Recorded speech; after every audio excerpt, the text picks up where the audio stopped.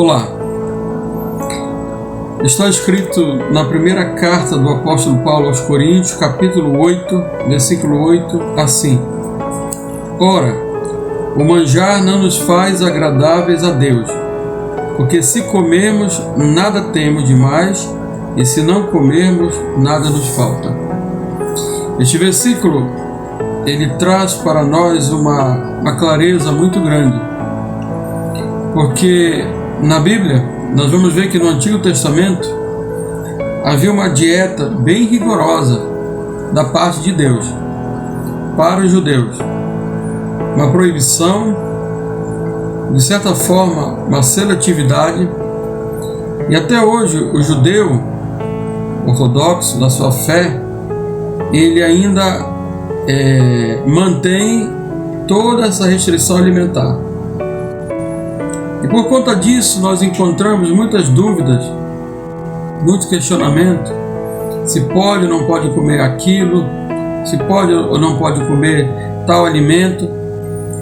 A palavra do Senhor diz que nós devemos comer de tudo que se vende no mercado. No mercado se vende coisa que serve para a alimentação humana. Nós devemos observar no mercado as condições sanitárias, as condições de armazenamento, de refrigeração, a procedência. Hoje no nosso país temos ali o apoio da inspeção do CIF, a vigilância sanitária, tudo para garantir uma procedência, uma qualidade e o acompanhamento desse alimento. Claro que isso não é suficiente para evitar que alguma coisa saia do controle. Mas eu quero me prender aqui nesse texto, que a Bíblia diz que o manjar não nos faz agradável a Deus, porque se comermos, nada temos demais, e se não comermos, nada nos falta. Se o apóstolo Paulo, que era um judeu, conhecia bem a dieta judaica, sabia pela lei qual era o animal imundo, qual era o animal limpo, o que podia, o que não podia, ele está trazendo para nós uma palavra quebrando certos tabus, porque se nós observarmos, ele coloca a alimentação aqui em uma condição que tanto quem come como quem não come não agrada a Deus, porque o reino de Deus não é comida nem bebida, é alegria, paz e justiça.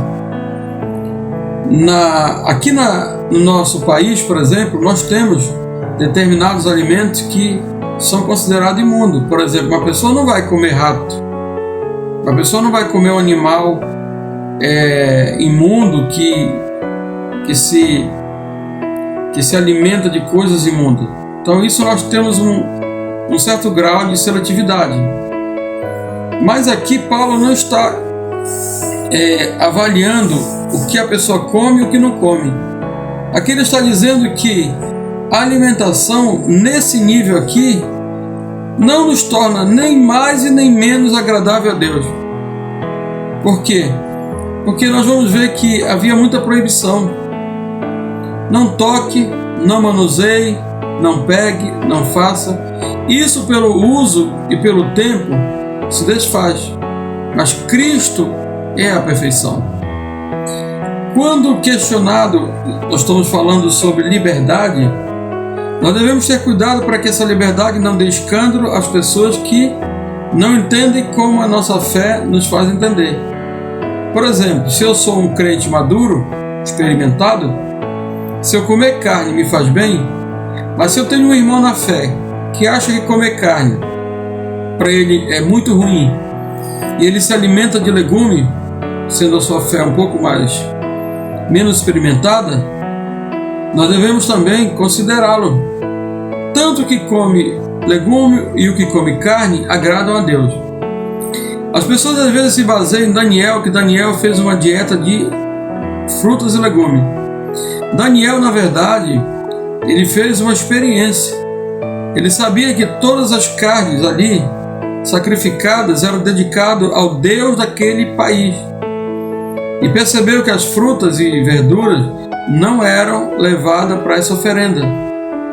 Se nós observarmos o nosso patriarca, começar por Adão, Eles não comiam de fato, no início, lá no Jardim do Éden, nada de procedência animal.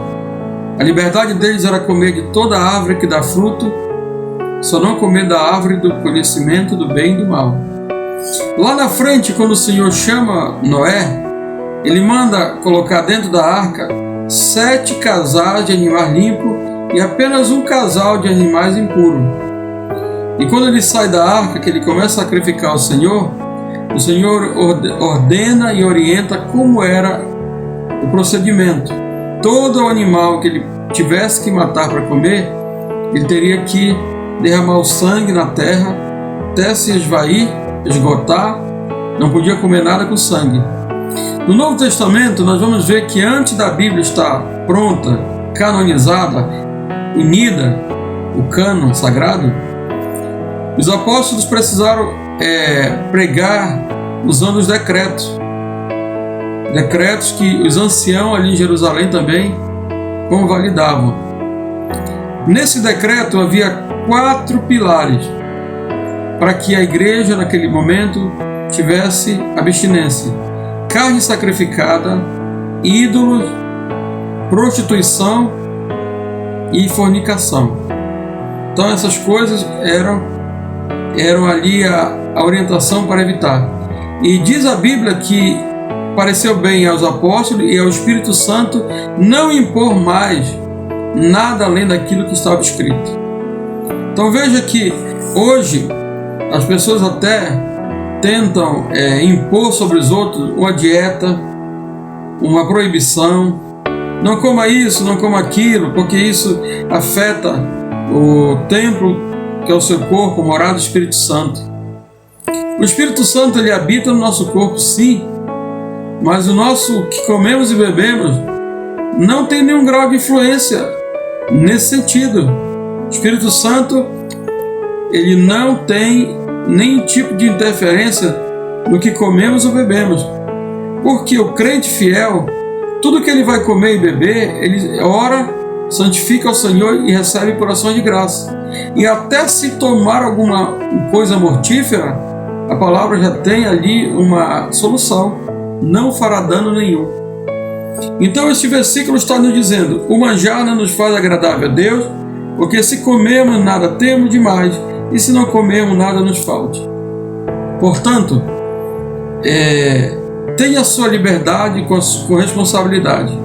Não dê escândalo nem a judeu, nem aos gentios, nem à igreja do Senhor Jesus, porque você foi chamado para ser sal e luz, fazer a diferença.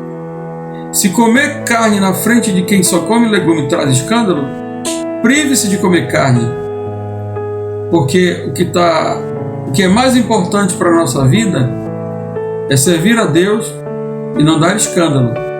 Mas entenda uma coisa, que nenhuma restrição alimentar, nenhuma dieta alimentar nos levará para o céu, ou nos privará do céu.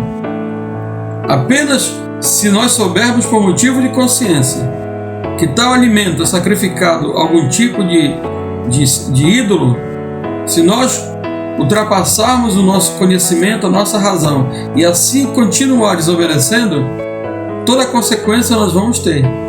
Mas se por alguma razão nos colocar qualquer alimento diante de nós, a Bíblia diz que nós devemos comer sem questionar e receber aquilo por ação de graça. Então o reino do céu não é comida nem bebida. Não se preocupe, tenha toda a sua liberdade. Alimente-se daquilo que Deus lhe dá, da sua porção acostumada, porque um dia nós iremos comer no céu. Deus nos dará o maná escondido. Nós iremos beber no céu o que Jesus prometeu na última ceia, naquela quinta-feira à noite, quando disse assim: eu não beberei este vinho, a não ser o novo convosco no reino do meu Pai. Então está preparado coisas grandes, coisas boas que Jesus preparou. Por isso permaneça firme, a sua fé cresça cada dia mais, porque a qualquer momento Jesus virá para nos buscar. Pense nisso. Pense bem.